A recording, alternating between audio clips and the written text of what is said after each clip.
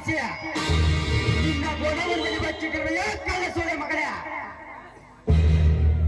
ನೀನು ಲಪಡಾಯಿಸಿರುವ ದವಸವನ್ನು ಬಡಬಗ್ಗರಿಗೆ ಹಂಚಿ ದಾನವನ್ನು ಕೂಡುಕುಂಟರಿಗೆ ದಾನ ಮಾಡಿ ಆಯತನಂತೆ ಮೆರೆಯುತ್ತಿರುವ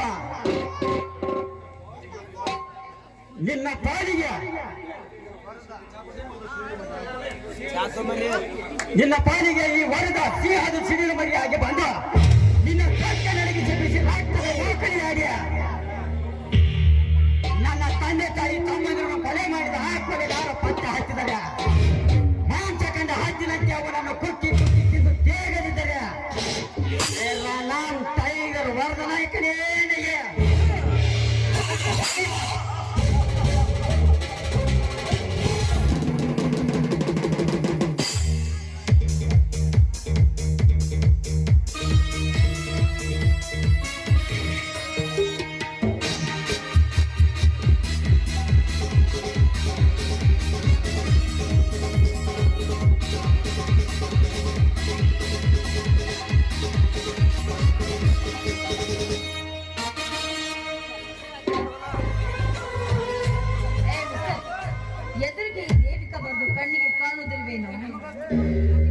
ದಾರಿ ಬಿಟ್ಟು ನಿಲ್ಲುವುದನ್ನು ಕಲ್ತ್ಕೊರೋ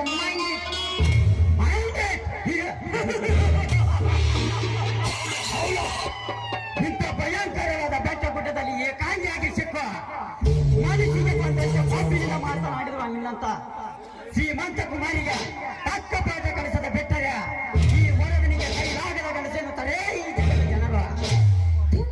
ಪಾಪಿ ಸಾಮೂಹಿಕವಾಗಿ ಇಲ್ಲಿಂದ ಜಾಗ ಖಾಲಿ ಮಾಡಿದ್ರೆ ಸರಿ, ಇಲ್ಲವಾದ್ರೆ ಇದೇ ನನ್ನ ಕೈಯಿಂದ ಹೊಡೆದು ಬುದ್ಧಿ ಕಲಿಸಬೇಕಾಗುತ್ತೆ. ಎಚ್ಚರವಾಗಿರೋದು.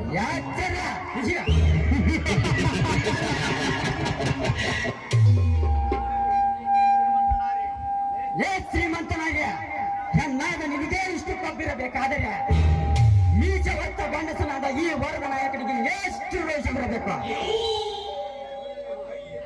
ಈ ವರದನಿಗೆ ಕೈ ಎತ್ತಿದ್ರೆ ತಪ್ಪಾಯ್ತು ಕೇಳಿ ಈ ವರದನಿಗೆ ಐ ಲವ್ ಯು ಹೇಳಿದ್ರೆ ಸರಿಯ, ಇಲ್ಲದಿದ್ದರೆ ನಿನ್ನನ್ನು ಇದೇ ಬಿಸಿಲಿನಂತೂ ಹರಿಸುತ್ತೇನೆ. ಗಂಡ ಗಂಡಂತ ನಿಮ್ಮಂತ ಪಟ್ಟೆ ಹುಡುಗರಿಗೆ ಐ ಲವ್ ಯು ಅಂತ ಹೇಳೋಕೆ ನನ್ನಿನ ವೇಷವಾಟಿ ಮಾಡುವ ಹೆಣ್ಣು ಅಂತ ತಿಳಿದುಕೊಂಡಿದ್ದೇನು? ಮಾನವಂತರ ಮನೆತಂಡ ಹೆಣ್ಣು, ಮೇಲಾಗಿ ಮರ್ಯಾದಸ್ಥನ ತಂಗಿ, ನಾನೊಬ್ಳು ದೊಡ್ಡ ಮನೆ ಹುಡುಗಿ.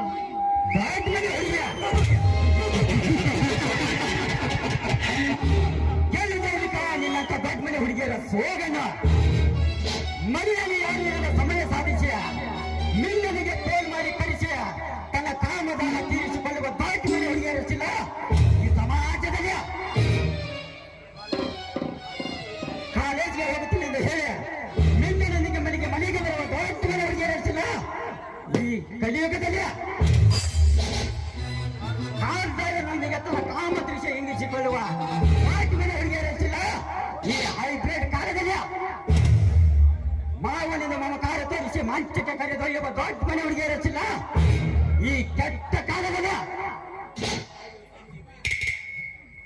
ತಂದೆ ತಾಯಿಗಳ ಕಣ್ಣಿಗೆ ಮಣ್ಣರಿಸಿ ಪಕ್ಕದ ಮನೆ ಹುಡುಗನೊಂದಿಗೆ ಪ್ರೇಮ ಜಯಕಾರಿ ಆಡುವ ದೊಡ್ಡ ಮನೆ ಹುಡುಗಿಯರಷ್ಟಿಲ್ಲ ಈ 21ನೇ ಶತಮಾನದಲ್ಲಿ. ಹೆಚ್ಚೇನು ಹೇಳದೇವಿಕ, ಈ ದಿವಸವಿಂತ ತಿರುಗಾಡುವ ನಿನ್ನಂತ ಹೆಣ್ಣುಗಳು ಹೆಚ್ಚಾಗಿರೋದ್ರಿಂದಲೇ ನನ್ನಂತ ಯುವಕರ ತಲೆ ಕೆಡಿಸಿಕೊಂಡು ತಿರುಗಾಡುವುದು. ಈ ಯಾವ ದೊಡ್ಡ ಮನೆ ಹುಡುಗಿ, ಈ ಯಾವ ಗರ್ತಿಗೆ ನೋಡಿ, ದುಡ್ಡಿನ ಮಧ್ಯದಲ್ಲಿ ಬಾಯಿಗೆ ಬಂದ ಹಾಗೆ ಮಾತನಾಡ್ಬಿಟ್ಟೆ. ದಯವಿಟ್ಟು ಕ್ಷಮಿಸಿ ನನ್ನನ್ನ ಬಿಟ್ಬಿಡಿ.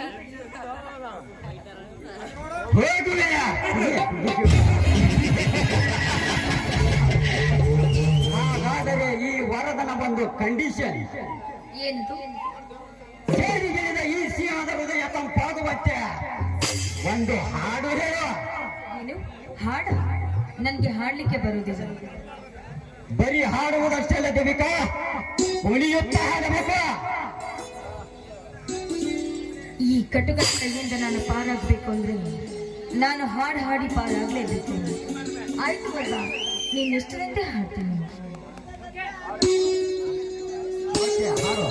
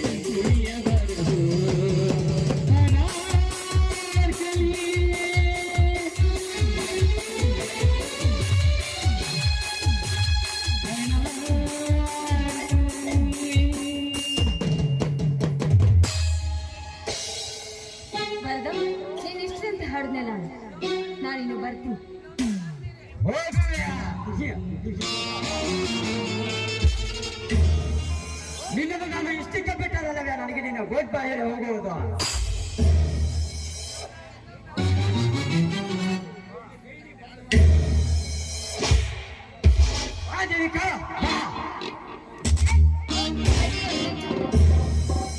ಈ ದೇವಿಕನ ಮುಟ್ಟಲು ಬಂದಿದ್ದೆ ಆದ್ರೆ ಮೆಟ್ಟಿನ ಹೊಡೆದು ಬುದ್ಧಿ ಕಲಿಸಬೇಕಾಗುತ್ತೆ.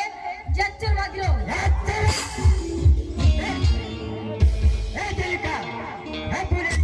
ಈ ವರ್ಗ ನಾಯಕರಿಗೆ ಚಪ್ಪಲಿ ತೋರಿಸಿದೆ ಪಾಂಡರಂಗೆ ಮುಗಿಯುತ್ತೆ ನಿನ್ನ ಸೀಲದ ಕಥೆ.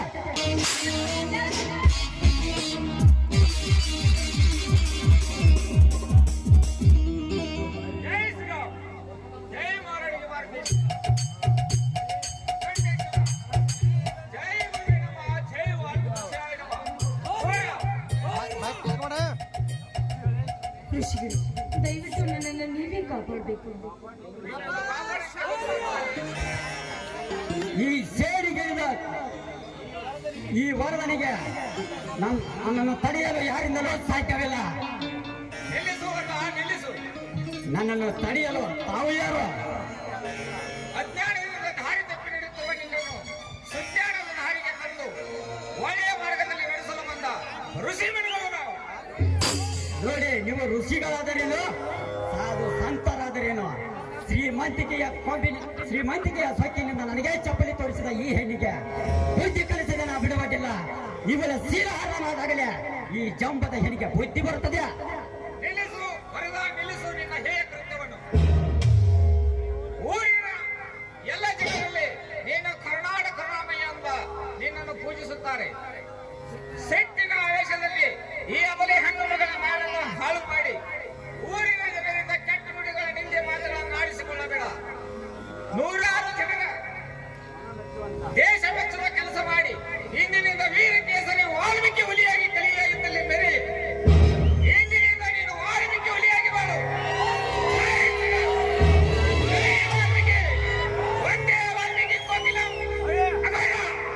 ನಾನಿನ್ನು ತಪಸ್ಸಿಗೆ ಹೋಗ್ತೇನೆ. ಜೈ ಶ್ರೀರಾಮ್.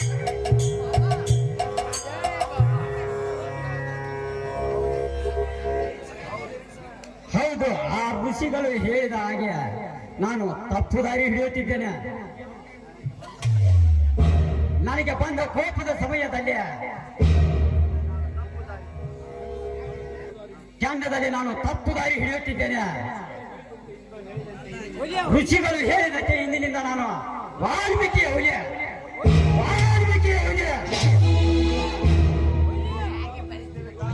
ಲಕ್ಷ್ಮೀ ಸೇವಿಕಾ, ಋಷಿಗಳ ಆಜ್ಞೆಯಂತೆ ನಿನ್ನನ್ನು ಬಿಡ್ತಾ ಇದ್ದೀನಿ. ಬಟ್ ಇನ್ನು ಮುಂದಾದರೂ ಬುದ್ಧಿ ಕಲಿತುಕೋ.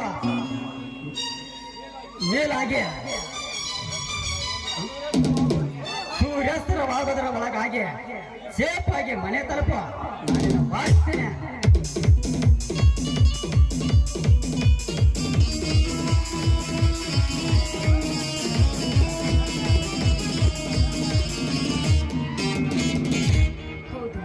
ವರದ ಹೇಳಿದಂತೆ ಇಂದಿನಿಂದ ನಾನು ಕೂಡ ಧರ್ಮದ ದಾರಿಯಲ್ಲಿ ನಡೆಯುವುದನ್ನ ಕಲಿತ್ಕೊಳ್ಬೇಕು.